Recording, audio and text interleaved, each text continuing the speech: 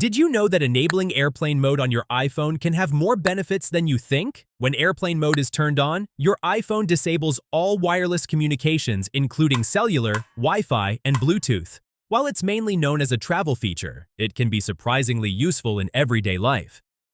First, it saves battery power because your iPhone no longer wastes energy searching for a signal, which is one of the most power-hungry processes.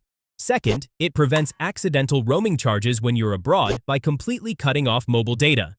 Third, it helps you focus by blocking calls, messages, and notifications that could interrupt your workflow. Fourth, it can actually speed up network reconnection.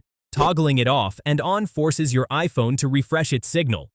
And finally, it's perfect when you need uninterrupted time, whether you're sleeping, studying, or in an important meeting. If you want to try it out, open Settings. The airplane mode is located at the top so you can't miss it. Toggle the switch on, and an airplane icon will appear in the status bar. This will immediately disconnect the wireless communications in your device. To reconnect, simply toggle it off. You can also quickly enable or disable it from the control center by swiping down from the top right corner of the screen and tapping the airplane icon. From my perspective, the biggest pros are instant battery savings and a quick way to refresh your network signal. On the downside, you won't receive calls, texts, or notifications while it's on unless you manually turn Wi-Fi or Bluetooth back on.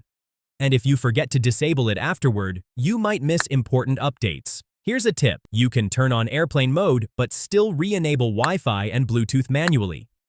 This is great if you want to connect to in-flight Wi-Fi or use wireless headphones without using mobile data. I hope this helps. Thanks for watching.